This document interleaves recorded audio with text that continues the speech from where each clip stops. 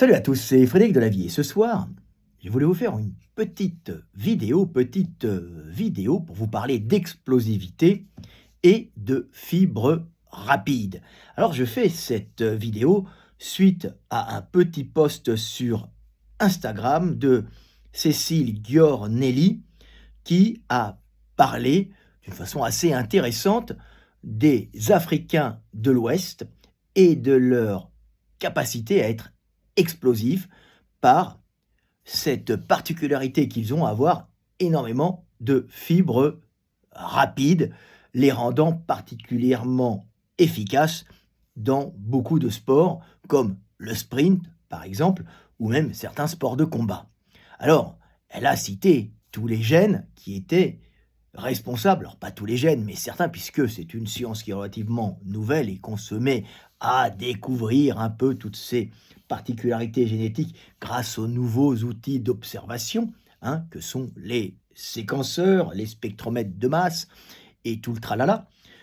Mais elle expliquait justement que ces particularités se retrouvaient chez des individus qui avaient tel gène ou tel gène, et donc elle attribuait ça à certains gènes, sans forcément comprendre ou expliquer pourquoi les Africains de l'Ouest ont plus de fibres rapides et ont plus d'explosivité, et qu'il y a là-dessous une cause évolutive qui est due à une pression sélective qui a favorisé la conservation de certaines mutations et donc de certains gènes. Alors je vous passe sa vidéo rapidement pour que vous compreniez, j'espère que vous la verrez, et après je vous lirai un petit texte que j'ai écrit, qui est un petit texte en même temps une découverte scientifique, puisque bien sûr, mon niveau intellectuel et mon QI étant très élevé, je peux utiliser les outils modernes d'analyse que sont les IA que l'on retrouve sur Internet et qui permettent à n'importe quel Pékin moyen de se retrouver avec une équipe de post-doc, ou de doctorants, ou d'étudiants qui travailleraient pour un chef, pour un scientifique. Alors tout le monde peut l'avoir, tout le monde n'est pas très intelligent, mais quand on pose les bonnes questions à l'IA, on a souvent de bonnes réponses, surtout dans des domaines où il n'y a pas forcément de biais wokistes. Alors je vais vous montrer un peu cette vidéo qui est sympa de Cécile Giornelli, et on va vous expliquer, ou je vais vous expliquer, les causes évolutives de cette adaptation si particulière.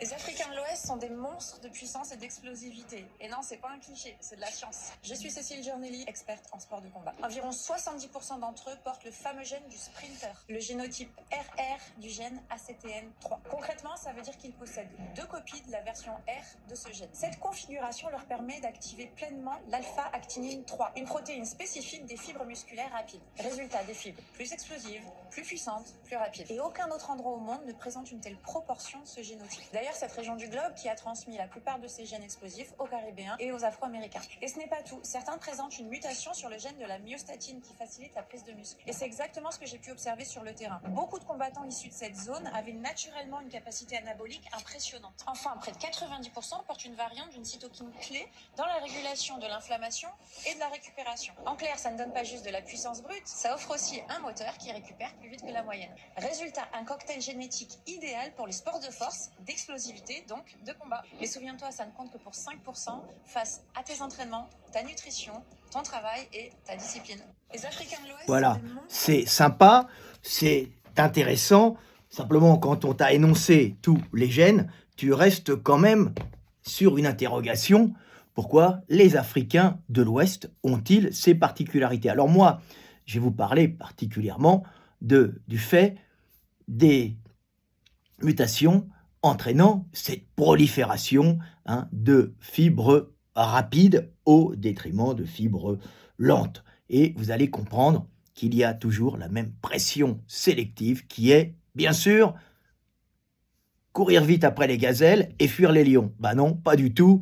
C'est toujours la première pression sélective, c'est la chaleur, et éviter d'en produire pour monter en surchauffe. Et vous verrez, en Europe, c'est l'inverse, c'est première sélection, le froid. Donc, produire de la chaleur pour ne pas tomber en hypothermie. Voilà, ce sont les deux principales causes. Les humains montent au nord d'Afrique, donc ils changent, ils mutent et ils récupèrent parfois des mutations de Néandertal quand ils sont sapiens. Sapiens, c'est un Sapiens néandertal, c'est un pré-sapiens qui est monté. Alors il y a eu plusieurs vagues successives, mais vous allez comprendre. Alors je vous ai écrit un petit texte avec mon ami virtuel, mon ami ChatGPT, et je vais vous lire ça et vous allez comprendre, et c'est de la vraie recherche scientifique, c'est pas de la daube. Alors, pourquoi les Africains de l'Ouest ont-ils des fibres plus rapides et sont donc de meilleurs sprinteurs? La théorie d'adaptation thermique de Delavier, moi-même. Architecture musculo-tendineuse, typologie des fibres musculaires et contraintes climatiques chez l'humain. Résumé. Les variations interpopulationnelles observées chez Homo sapiens concernant la proportion de fibres musculaires lentes et rapides, la longueur relative des membres, ainsi que l'architecture musculo-tendineuse sont classiquement interprétées comme des adaptations biomécaniques à la locomotion, endurance ou sprint. La théorie d'adaptation thermique de Delavier propose une relecture fondamentale de ces traits. Il résulte principalement de pressions sélectives thermiques liées aux environnements climatiques et non d'une sélection directe pour la performance locomotrice. Selon cette théorie, qui n'en est pas une d'ailleurs, les performances sportives modernes, sprint, endurance, constituent des effets secondaires émergents d'adaptation visant à limiter la surchauffe en climat chaud ou à favoriser la thermogénèse en climat froid. La thermodynamique musculaire comme contrainte évolutive majeure. Les muscles squelettiques humains présentent un rendement mécanique limité. Environ 20 à 25% de l'énergie chimique est convertible en travail musculaire, le reste étant dissipé sous forme de chaleur. C'est à peu près 30 même des fois. Dans ce contexte pré-technologique, cette dissipation thermique représente un facteur de survie déterminant. Ainsi, toute activité locomotrice prolongée implique un compromis entre production de force, coût énergétique, charge thermique endogène. La théorie de Delavier postule que la sélection naturelle a agi prioritairement sur ce compromis thermique, façonnant la morphologie et la physiologie musculaire bien avant toute optimisation locomotrice spécifique. 2. Typologie des fibres musculaires et production de chaleur. Les fibres musculaires se distinguent par leurs propriétés métaboliques.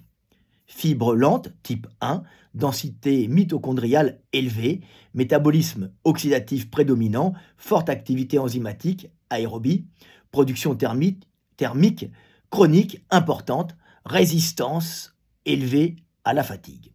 Fibres rapides, type 2A ou 2X, densité mitochondriale faible à l'intermédiaire, métabolisme glycolytique dominant, production thermique limitée dans le temps, activation brève et puissante.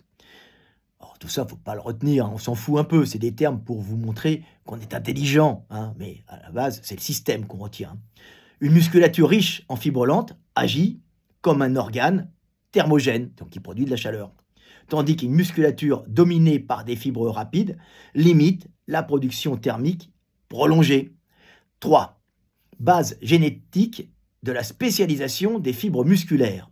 La différenciation et la plasticité des fibres musculaires reposent sur un réseau complexe de gènes et des voies de signalisation dont les principaux connus incluent, alors je vous les ai passés, je vous les donne pour que vous puissiez briller en société, mais moi je ne les retiens pas, j'en ai que foutre, mais c'est toujours intéressant, mais quand vous aurez un petit prof qui aura son BPGEPS et qui voudra frimer, il va vous sortir le nom des gènes, alors qu'il ne comprend absolument rien au système, mais il pourra impressionner Germaine au dîner.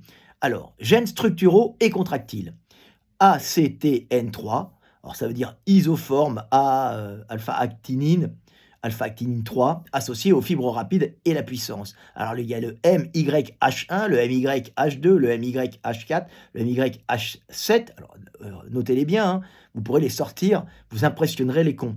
Isoforme de chaînes lourdes, de la myosine déterminant les types contractiles. Le TNNT1 et le TNNT3, troponyme lente et rapide. Ensuite, il y a les régulateurs, on parle de gènes, hein, du métabolisme oxydatif, le PPARG1 GC1A ou PGC1-alpha, biogène, mitochondrial, fibre oxydative. J'en ai un peu que foutre, hein. Et il y a aussi le PPAR, alors là, je ne sais pas, c'est oméga, je pense, hein, entre parenthèses PPARD, oxydation lipidique, endurance métabolique. Ça rentre dans le métabolisme, hein, dans la production, hein, de chaleur. NRF1, NRF2, régulation de l'expression mitochondriale, TFAM, transcription de l'ADN mitochondrial, voie énergétique et signalisation, hein, c'est d'autres gènes qui agissent, hein, AMPK, entre parenthèses, PRKAA, 1, 2, capteur énergétique cellulaire. Et tu as aussi le petit mTOR, le mTOR, hypertrophie musculaire et orientation glycolytique. Et tu as aussi le calcineurin NFAT, conversion fibre rapide et lente. Et sur la thermogénèse et dissipation énergétique, tu as le UCP2 ou le UCP3, découplage mitochondrial et dissipation thermique. Et tu as le ADRB2 et le ADRB3, régulation sympathique du métabolisme musculaire. Ces gènes, alors vous les avez appris par cœur, vous les sortez tous à un dîner, vous allez faire de l'effet. Ces gènes ne codent pas une performance sportive donnée, mais régulent l'équilibre énergétique et thermique du muscle, conditionnant indirectement les capacités fonctionnelles. Bon, on s'en branle, hein, à vrai dire, de tous ces noms. Il faut qu'il reste dans vos têtes comment ça fonctionne. Alors, en climat chaud, sélection contre la surchauffe, théorie de Delavier. Dans un environnement chaud et aride, la contrainte principale est la prévention de l'hyperthermie. Selon la théorie de Delavier, la sélection favorise alors une proportion accrue de fibres rapides, peu thermogènes. Une réduction relative de la masse musculaire de la distale, hein, pour éviter d'avoir des laisses de cheville, hein, donc pas des gros mollets au bout des membres et pas des gros avant-bras, hein, vous ne pourrez pas bouger, vous allez produire de la chaleur, c'est pas évident. Il faudra des grands membres, hein, pour dissiper toute cette chaleur. Une augmentation de la longueur et du rôle fonctionnel des tendons. Voilà, puisque le tendon ne produit pas beaucoup de chaleur, il s'étire, c'est de l'étirement moléculaire, donc on récupère de l'énergie, hein, dans l'étirement du tendon qui vous repropulse, hein, à la chute, après la chute, qui va vous repropulser dans la phase propulsive, grâce justement, non pas de la contraction musculaire productrice d'énergie, hein, mais grâce à de l'élasticité, ça agit comme un ressort et vous économisez de l'énergie et surtout, vous ne montez pas en chaleur par contraction musculaire. Les tendons stockent et restituent l'énergie élastique avec une consommation d'ATP minimale, hein, une production de chaleur quasi nulle. Alors ça chauffe un peu, étirer un élastique, vous allez voir, il y a un peu de chaleur, mais beaucoup moins qu'un muscle qui se contracte, hein. C'est complètement différent. Donc c'est un mécanisme d'économie pour ne pas monter en chaleur. Cette architecture permet une locomotion économisant l'activité musculaire active, réduisant la charge thermique interne. 5. Centralisation du moteur musculaire et rôle des membres longs. Je vous l'ai déjà expliqué en long et en large dans l'éveil des consciences et dans nos livres, hein, de musculation. On vous en parle aussi avec Gundil. La masse musculaire est préférentiellement concentrée près du centre de gravité, notamment les muscles fessiers, tandis que les segments distaux, hein, donc les segments qui sont au bout des membres, hein, deviennent plus tendineux. Les membres longs augmentent la surface d'échange thermique, facilitent la dissipation de chaleur, agissent comme des leviers mécaniques et radiateurs biologiques, hein. C'est la règle, hein, les deux premiers, c'est la règle de Bergman, hein, tout simplement, hein. Il y a les règles de Bergman et Allen. Vous regarderez ce que c'est, hein, ça parle de la morphologie adaptée à la dissipation de chaleur ou à la conservation. C'est très intéressant. Il y a aussi la loi de Delavier qui va vous parler des tendons, mais celle-là, c'est la mienne, ils ne l'ont pas encore noté, hein, qui évite la production de chaleur, particulièrement chez les humains. Plus on est au chaud, plus on a des longs tendons, plus on est au froid, moins on a des longs tendons. Ça permet, bien sûr, pour les uns d'économiser de l'énergie et pas de monter en chaleur, et pour les autres de produire de la chaleur musculaire qui vous permet de tenir en climat froid. La performance en sprint apparaît alors comme une conséquence mécanique de cette organisation et non comme sa finalité évolutive. Alors, en climat froid, et là c'est très intéressant, sélection pour la thermogénèse musculaire. À l'inverse, dans les environnements froids ou glaciaires, la pression sélective majeure devient la production et la conservation de chaleur. La théorie de Delavier explique alors une proportion accrue de fibres lentes oxydatives, une masse musculaire plus importante, des membres plus courts, limitant les pertes thermiques. L'activité musculaire prolongée agit comme un chauffage endogène, permettant la survie lors des déplacements quotidiens. Performance locomotrice et épiphénomène évolutif. Dans ce cadre théorique, ni le sprint ni l'endurance ne constituent des objectifs évolutifs primaires. Ils représentent des épiphénomènes fonctionnels révélés et amplifiés dans un contexte sportif moderne, technologiquement assisté, sans rapport direct avec les pressions sélectives initiales. C'est très intéressant. Donc on ne court pas, ils ne courent pas vite pour poursuivre des gazelles ou fuir des lions, nos amis africains. C'est pour des raisons de thermorégulation et c'est très important de le comprendre. Le principe central de la théorie d'adaptation thermique de Delavier, l'évolution humaine a sélectionné des architectures thermiquement viables, non des performances locomotrices. Alors bien sûr, c'est multifactoriel, mais il y a une pression sélective principale et d'autres qui sont mineures. Les variations de fibres musculaires, de tendons et de proportions corporelles doivent être comprises comme des réponses thermodynamiques à l'environnement inscrites dans la génétique et la physiologie du muscle humain. La biomécanique de la course n'est pas la cause de ces adaptations, mais leurs conséquences tardives. Conclusion conceptuelle. Même si la biologie évolutive, les processus de sélection sont par nature multicausaux, la théorie d'adaptation thermique de Delavier met en lumière ce qui apparaît comme la contrainte sélective principale ayant orienté la forme, la structure et l'organisation locomotrice du corps humain. La gestion de la chaleur corporelle lors du déplacement. Ces théories ne nient ni les influences écologiques secondaires, ni les contraintes biomécaniques, ni les effets culturels ultérieurs. Elle propose cependant une hiérarchisation claire des causes, en montrant que les proportions des membres, l'architecture musculo-tendineuse et la répartition des fibres musculaires répondent d'abord à une nécessité vitale, éviter la surchauffe en climat chaud, ou produire suffisamment de chaleur en climat froid. Dans ce cadre, alors produire suffisamment de chaleur et la conserver, bien sûr, la loi de Bergman et d'Allen. Dans ce cadre, la biomécanique de la course, l'endurance et l'explosivité ne constituent pas des objectifs évolutifs primaires, mais des conséquences fonctionnelles émergentes émergentes de solutions thermodynamiques, sélectionnées pour la survie. La performance locomotrice moderne apparaît ainsi comme un épiphénomène révélé et amplifié par le sport contemporain et non comme un moteur originel de l'évolution morpho-fonctionnelle humaine. En replaçant la thermorégulation au centre de l'analyse, la théorie de Delavier offre un cadre explicatif unificateur capable d'articuler génétique, physiologie, morphologie et climat, tout en dépassant les récits adaptatifs classiques centrés sur la seule performance et sur des scénarios de chasse et de fuite. Voilà, donc on rentre dans de la science pure et dure et on rentre directement dans le mur de la réalité de Delavier, qui vous explique tout comme quelque chose d'énergétique, la célèbre calorie, produire de l'énergie ou éviter d'en produire.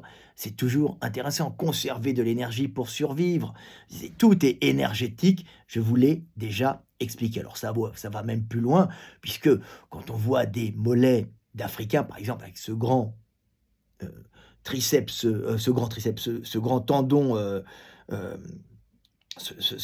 d'Achille, ce grand tendon avec les jumeaux et le solaire en dessous, et c'est énorme, c'est ces muscles très courts chez les Africains, c'est bien sûr pour ne pas produire de chaleur pendant la locomotion, donc on restitue l'énergie. Triceps sural, voilà.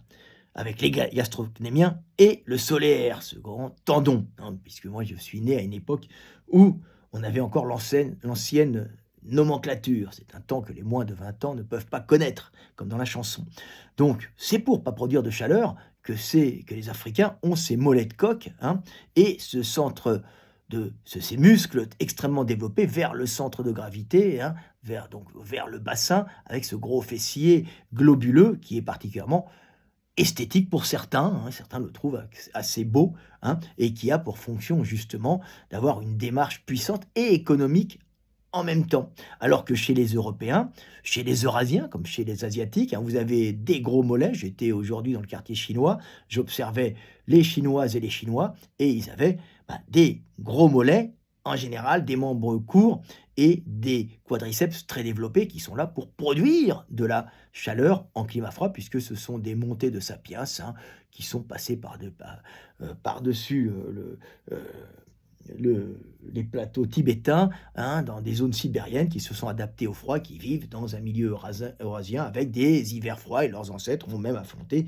des hivers glaciaires. Donc ils se sont adaptés, et une sacrée casse, hein, humaine pour générer des individus capables de résister aux hivers rigoureux de l'Eurasie. On trouve la même chose en Europe. Alors bien sûr, des fois, il y a des peuples qui grandissent, c'est le lait comme je vous l'ai expliqué, mais ils gardent une même morphologie avec souvent des mollets plus importants que les Africains, et un fessier proportionnellement moins développé et des quadriceps proportionnellement plus gros, tout ça pour produire de la chaleur. Alors il y a un truc qui est marrant aussi à savoir, vous qui aimez m'écouter et qui aimez comprendre, c'est que souvent, les Européens et les Eurasiens, hein, et même les Amérindiens, hein, puisque ce sont des Eurasiens qui sont passés, hein, euh, par la Béringer et qui ont affronté des climats froids, ils ont des gros mollets, mais ils ont en plus, hein, ils produisent de la chaleur dans leur déplacement par leurs gros mollets et leurs quadriceps, hein, pour produire et réchauffer le corps en hiver, mais en plus,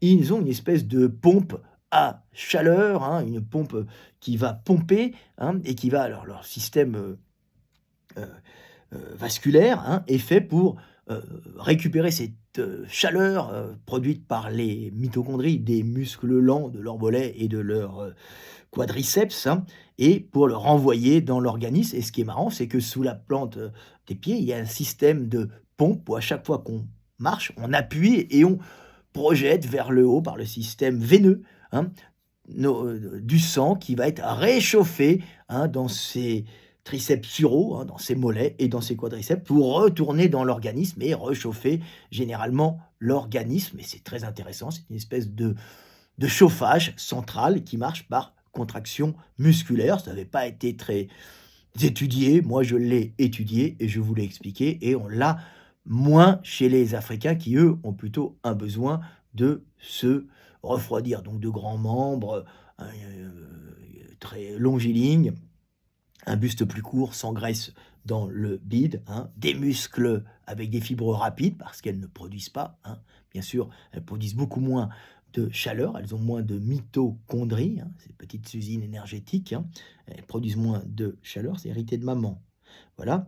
Et à ce moment-là, eux produisent moins de chaleur. Par contre, ils doivent dissiper de la chaleur, donc ils doivent transpirer. Ils ont un système sudoripare beaucoup plus développé que chez alors principalement les Africains subsahariens des zones tropicales, hein, et de l'Afrique de l'Ouest aussi, parce que c'est chaud, il y a quand même pas mal à boire, donc on boit et on transpire beaucoup.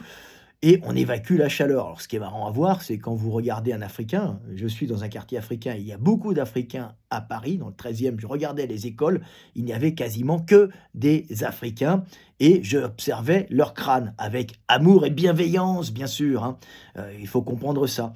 Et vous savez, les Africains ont un crâne bombé, un grand front, si vous regardez, hein, un menton un peu fuyant, hein, un nez épaté, pas tous, bien sûr, hein. Ce n'est pas du tout caricatural, ce sont des adaptations à des climats, hein, et ce grand front rond bombé des Africains, est plein de glandes sudoripares et à la base est fait pour transpirer, mais pas une transpiration très visible, une transpiration perceptible pour évacuer, hein, par la transpiration, une transpiration qui n'est pas si visuelle que ça. C'est pas des grosses gouttes d'eau, ça marche pas, hein. Nous, les Européens, transpiration, on a des glandes qui évacuent un peu trop d'eau et qui ne sont pas hyper efficaces pour thermoréguler, hein, pour pratiquer cette homéostasie, hein, en envoyant l'agitation moléculaire vers l'extérieur pour éviter la surchauffe du cerveau. C'est de l'homéostasie, c'est intéressant. On transmet l'agitation moléculaire de molécule en molécule. Vous regarderez ce que c'est. Et alors, eux, ils ont un grand front qui est là pour évacuer la chaleur, pour éviter que leur cerveau monte en surchauffe. C'est un organe très important. Et ils ont leurs petits cheveux crépus. Alors, la mode maintenant, c'est la grande coupe afro, j'ai vu pour les garçons et les filles. Hein, c'est nouveau. Hein, et ces cheveux, hein, cette coupe afro avait pour fonction, alors avant, hein, je veux dire, ces cheveux qui partaient comme ça, hein, de faire une couche terre protectrice et d'éviter la surchauffe du cerveau. Donc on évacue par un grand front d'Africains devant la chaleur par transpiration et on a des cheveux crépus afro pour éviter la surchauffe du cerveau, le cerveau étant très important pour les Africains et pour les Européens aussi. Voilà, et c'était pour vous expliquer les merveilles de la diversité, hein, et pour vous expliquer pourquoi nous sommes ainsi. Donc, pourquoi les Africains subsahariens de l'Ouest courent vite. Alors, ils sont costauds, et alors, ils sont costauds d'abord, hein. S'ils sont costauds et ils sont baraqués, c'est tout simplement parce qu'en général, il y a beaucoup à manger chez eux et il y a rarement de carence alimentaire. Donc, il n'y a pas des sélections sur les plus petits, un peu rachauds, qui sont plus économes et qui survivent aux disettes. Bon, quand vous arrivez dans des zones où les mecs ont des super physiques, dites-vous que pendant des générations, il n'y a pas eu une élimination des grands gars qui consomment beaucoup, et des grandes nanas aussi, et il y a une conservation des mecs costauds et des nanas bien grandes et bien faites, balèzes, hein, avec des gros muscles, parce qu'il y a assez à manger pour nourrir plein de bébés faisant des gens costauds et musclés. Bien sûr, il y aurait des famines qui passeraient dessus, tous les grands gabarits disparaîtraient, on se retrouverait avec des populations qui ne conserveraient que les individus ayant une génétique faisant des petits. Voilà, c'est tout simplement, hein, on est toujours dans un système d'énergie. Donc c'est pour ça qu'ils sont grands et costauds, et c'est pour ça qu'ils ont aussi des fibres rapides, hein, pour pas produire de chaleur. C'est toujours merveilleux tout ça à comprendre, hein.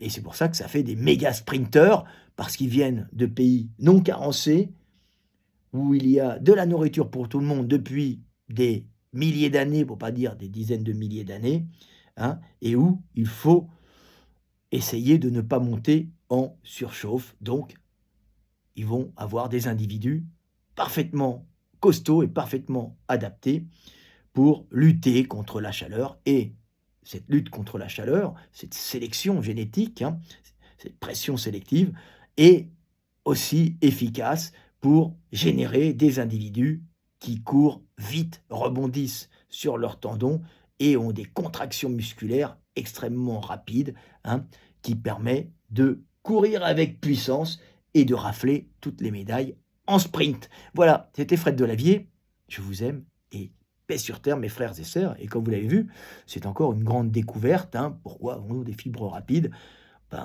Où nous n'en avons pas, vous maintenant, vous saurez pourquoi les Jamaïcains courent vite. C'est tout simplement parce qu'ils viennent de pays où il fait chaud. C'était Fred Delavier, je vous aime et paix sur terre mes frères et sœurs.